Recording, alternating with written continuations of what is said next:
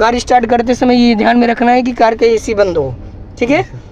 अब हमें कार को आगे बढ़ाना है, फर्स्ट गियर लगाइए, लेफ्ट आगे। अब क्लच को धीरे धीरे ऊपर लेके आइए, हल्का हल्का, एक पॉइंट केवल जहाँ से कार हमारी हल्की सी मूव करेगी। हाँ, ब्रेक छोड़िए, ब्रेक धीरे धीरे, हाफ क्लच हो गया, ठीक। अब फिर जो है क्लच दबाइए नीचे पूरा फुल। हाँ, अब ब्रेक पे पैर धीरे से रखिए हल्का सा, बस समझ में आ रहा है। हाँ, अब फिर बढ़ाना है, फिर क्लच आप ले आइए हल्का ऊपर, एक पॉइंट, बस ये याद रखिएगा, ठीक है। कोई भी कार आप चलाएंगे तो जहाँ से कार हल्की सी मूव करती है उससे ऊपर पैर नहीं लेके आना है, ठीक है। अब फिर क्लच दबाइए नीचे पूरा फुल, आराम से ब्रेक पे पैर धीरे से, कार रुक गई, फिर बढ़ाना है, फिर आप क्लच लेंगे हल्का धीरे से, बस इससे ऊपर नहीं, फिर रोकना है, फिर क्लच पूरा नीचे दबाएंगे, फिर आराम से ब्रेक। समझ में आ रहा है। फर्स्ट गियर में केवल क्लच को वहीं तक ले आना जहाँ से कार हमारी हल्की सी आगे बढ़ती है, ठीक है। अब इसमें आपको दूसरा पॉइंट बता रहा है, क्लच के साथ एक्सीलेटर लेके बढ़ाना। जैसे किसी किसी कार में जो है पावर कम होता है, तो जिसमें पावर कम रहेगा उसमें क्लच के साथ हल्का सा एक्सीलेटर लेना पड़ता है, ठीक है। तो हाफ क्लच लीजिए हल्का ऊपर, और बस इससे ऊपर नहीं, ठीक। अब एक्सीलेटर दबाई, देखिए कार भाग रही है, नहीं भागेगी। समझ में आ रहा है। अगर क्लच हाफ रहेगा उसमें कितना भी एक्सीलेटर दबाएंगे कार भागेगी नहीं, ठीक है। तो ये हमें जल्दी कार बढ़ाने के लिए यूज़ करना होता है, और ये नहीं कि हमेशा आपको इसको दबाना है, ठीक। क्लच के साथ एक्सीलेटर कहीं पे यूज होता है, ठीक।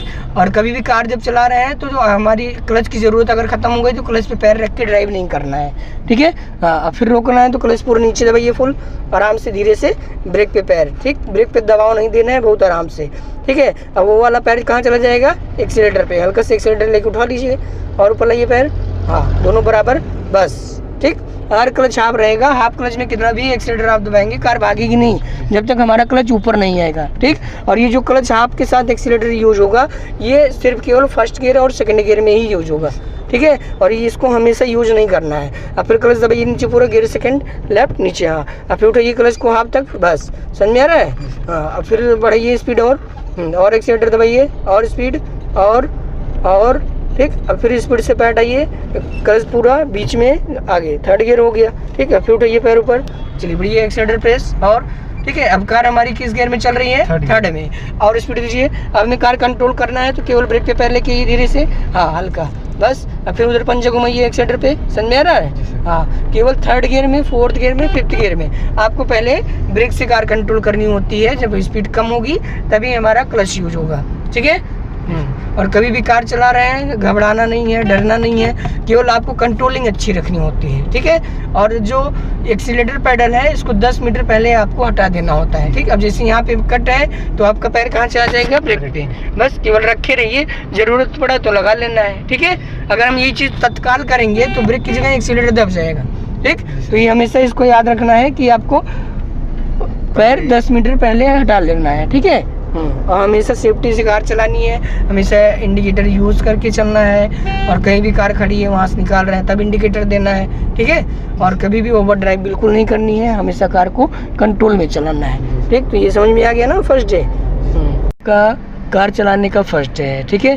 तो आप जब भी कार चलाते हैं तो पहले हमें कार के बारे में सारी जानकारी होनी चाहिए, ठीक है। कहाँ से लाइट ऑन होता है, क्या क्या पैडल्स हैं, तो अभी हम पहले पैडल्स के बारे में जानेंगे।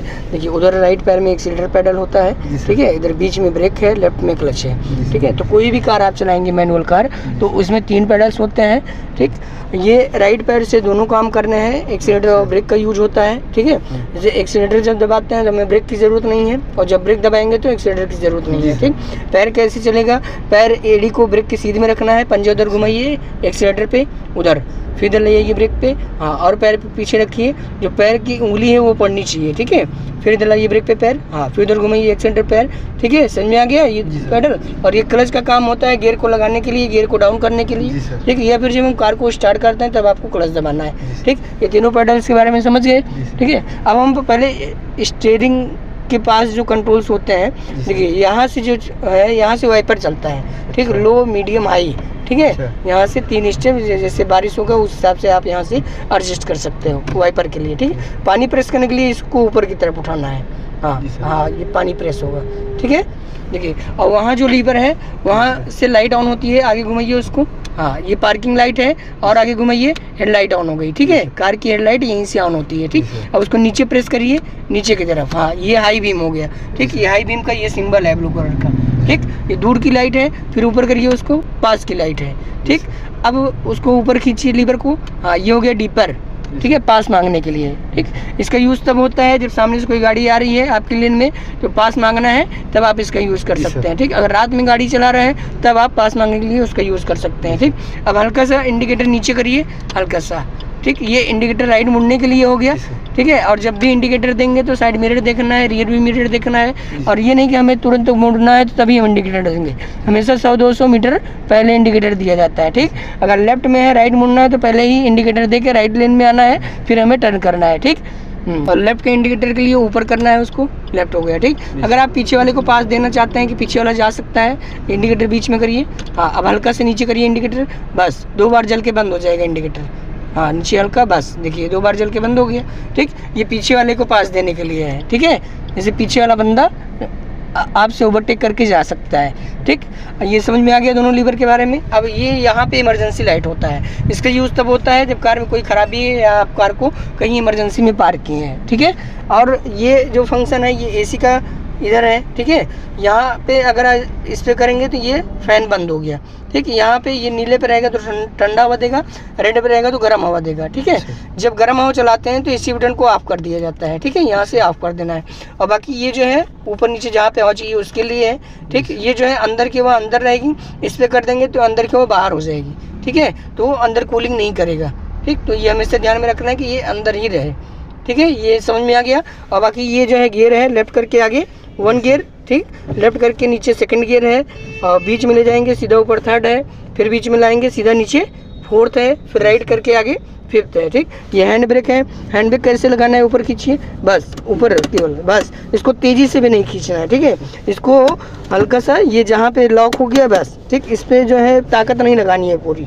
ठीक है, ये अब हैंड ब्रेक नीचे करना है, हल्का सा लीवर को ऊपर फिर नीचे। समझ में आ गया हैंड ब्रेक कैसे लगाना है, कैसे डाउन करना है।